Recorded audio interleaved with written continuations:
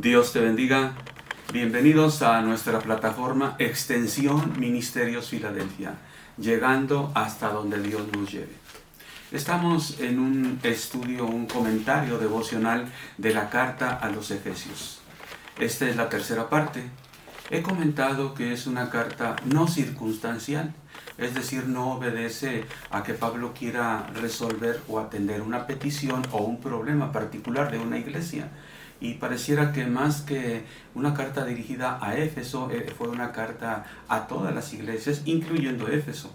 La copia que tenemos, titulada de esta manera, sería la que correspondió y que tuvieron en Éfeso. Bien, el apóstol Pablo ha hablado cómo Dios reúne todas las cosas en Cristo Jesús. Habló primeramente cómo los judíos recibieron la bendición de Dios. Y después como también los gentiles, habiendo oído, recibieron la bendición del Evangelio de Jesucristo. Y bueno, el propósito de Dios es reunir todas las cosas en Cristo Jesús.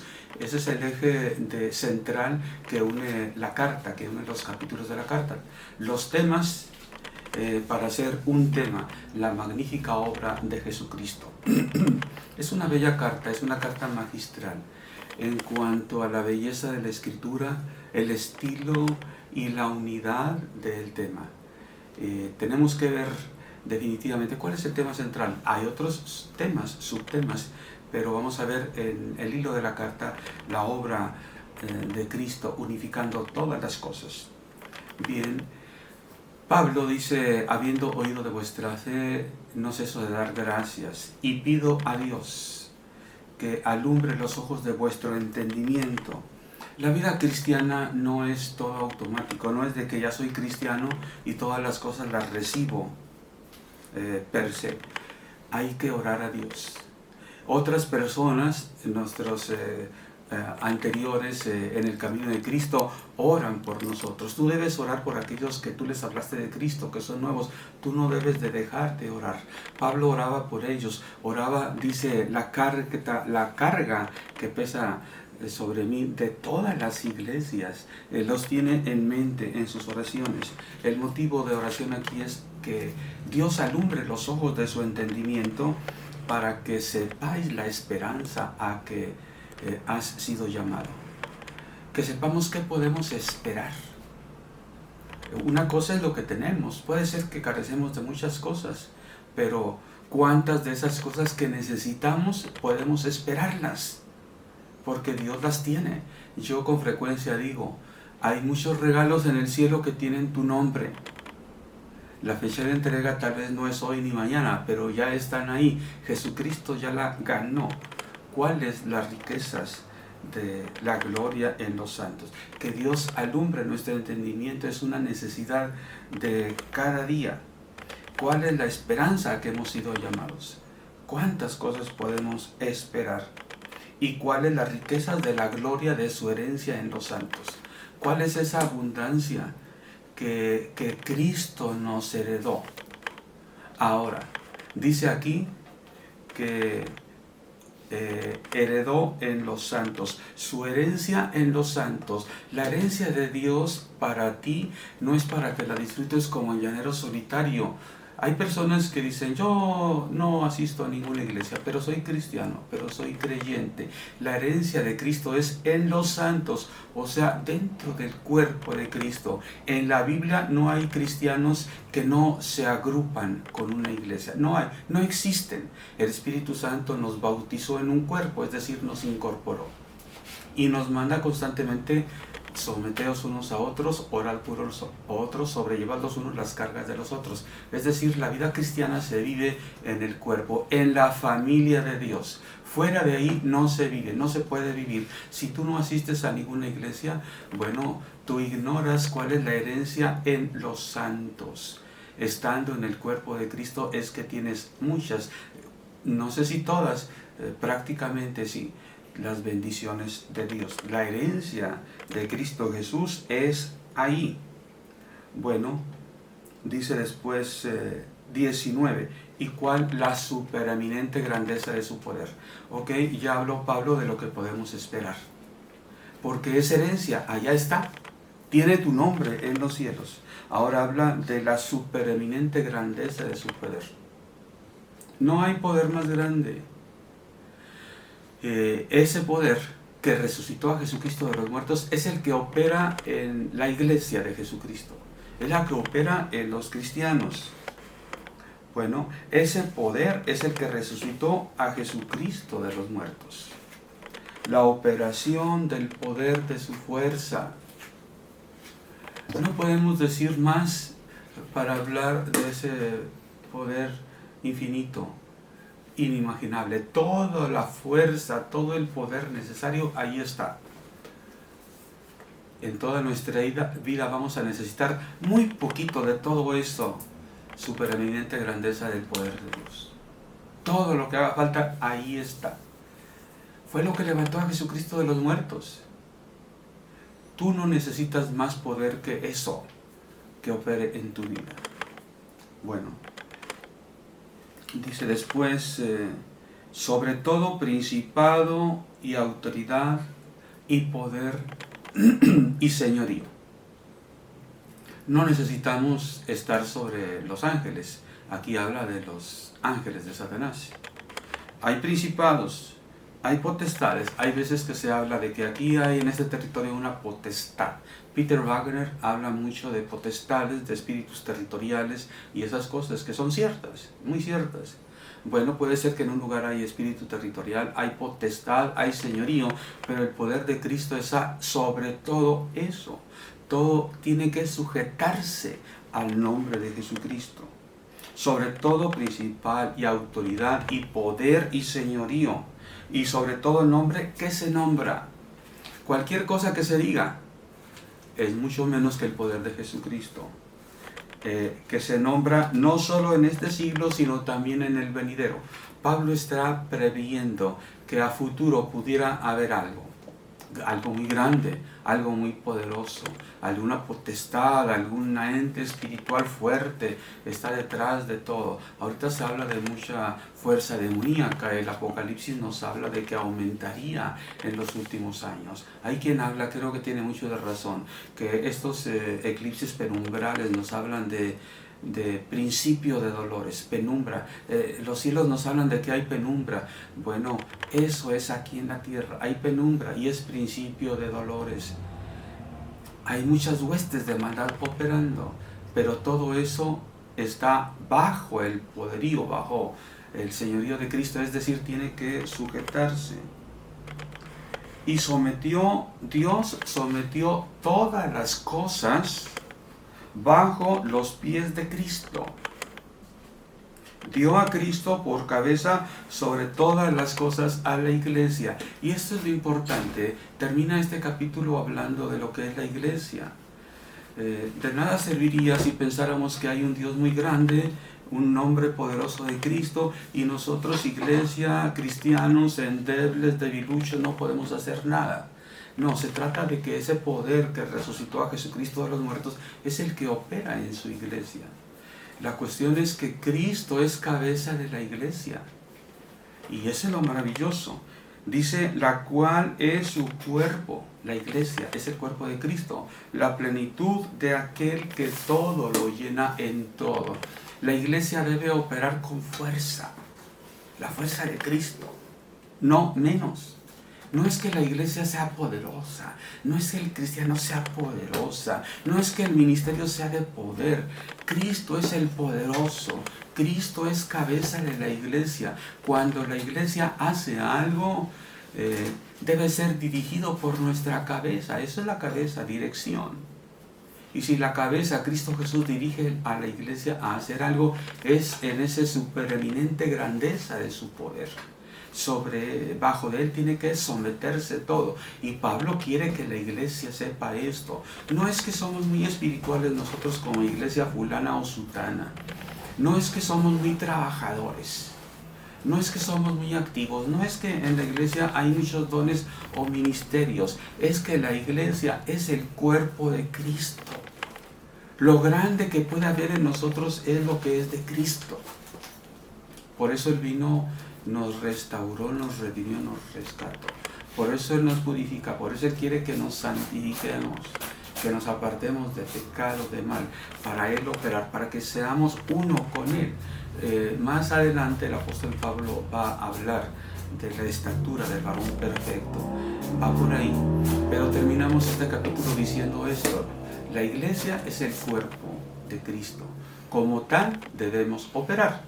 Bueno, vamos adelante al capítulo 2, no terminamos esta prédica todavía, seguimos con el capítulo 2, es muy corto lo que tomamos ya del capítulo 1. El capítulo 2 de la carta a los Efesios dice de la siguiente manera, va como que pareciera abordar otro tema, pero vamos a ver el hilo de la carta en toda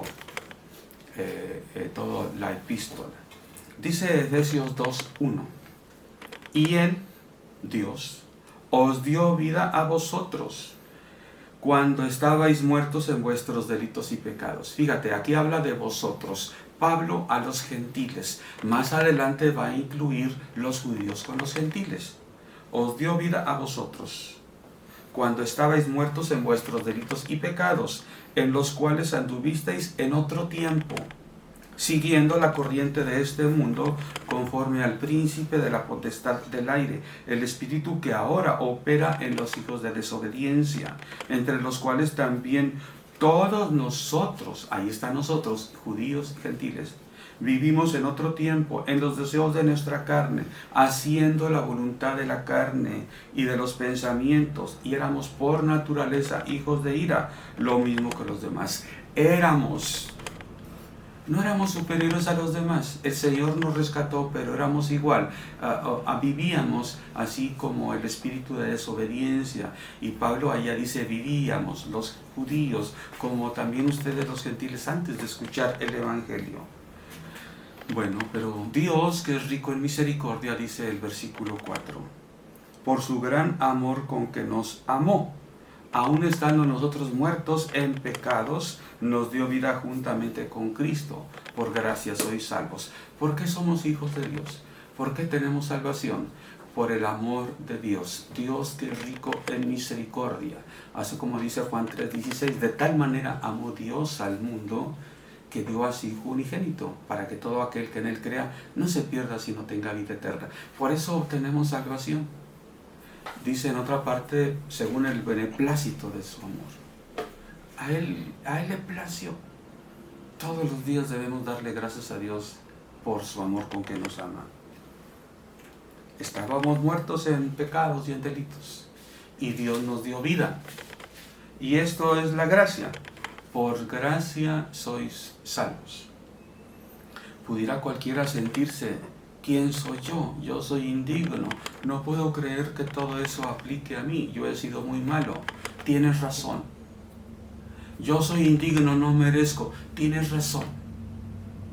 Tal vez, aún con lo que dices, te pondrás demasiado alto.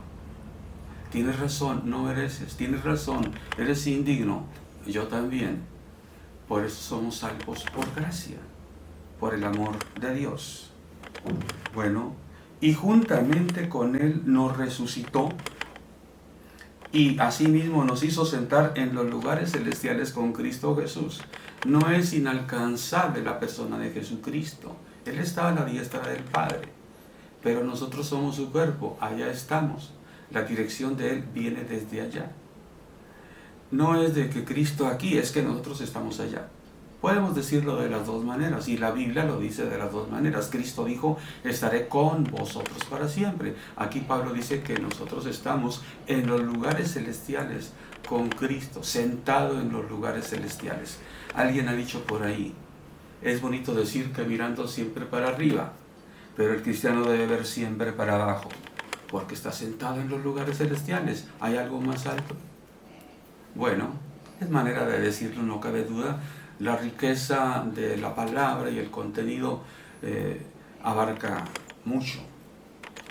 Y juntamente con Él nos resucitó y asimismo nos hizo sentar en los lugares celestiales con Cristo Jesús, para mostrar en los siglos venideros las abundantes riquezas de su gracia en su bondad para que nosotros en Cristo Jesús. Así dice el párrafo 7. Dios lo hizo. ¿Y por qué? No nada más por nosotros, para mostrar en los siglos venideros. Nosotros podemos ver lo que Dios hizo con los pecadores del primer siglo, lo que hizo con Saulo de Tarso, lo que hizo con Nínive, lo que hizo con el rey de Babilonia, etc. Bueno, vemos ahora, siglos después, las abundantes riquezas de la gloria de Dios. Y los que sigan después de nosotros es lo mismo, para que veamos, la obra de Dios es universal, es completa, es cósmica, y debemos ver, nosotros no somos privilegiados en nada. Cada quien tiene bendiciones y privilegios diferentes que otras generaciones, pero el amor de Dios es el mismo. Vivimos en otras circunstancias, pero es el amor de Dios que debe verse siempre. Vemos hacia atrás, allá está el amor de Dios. Hacia el futuro podemos imaginarlo, pero cuando llegue pueden ver hacia atrás y vernos a nosotros bendecidos por Dios. Dice, para mostrar en los siglos venideros. El 8 dice, porque por gracia sois salvos por medio de la fe. Y esto no de vosotros, pues es don de Dios. No por obras, para que nadie se gloríe. Bueno, aquí se refiere a la salvación que tenemos. Muchas personas quieren aplicar para toda la vida cristiana, yo soy salvo por gracia, no por obras. Yo caí, yo pequé, yo me fui al mundo, pero como soy salvo por gracia, no pierdo mi salvación. Bueno, eso jamás lo dice la Biblia en ninguna parte. Lo que sí dice, sé fiel hasta la muerte y yo te daré la corona de la vida. La deducción es, si no eres fiel, no vas a recibir la corona de la vida, para que no sea borrado tu nombre. Hay muchas cosas que nos hablan de perseverar, de otra manera no vamos a recibir lo que teníamos. Aquí lo que nos habla es la salvación, la culpa tremenda por el pecado, esa es quitada de ti por gracia. Tú tienes que andar en el camino angosto.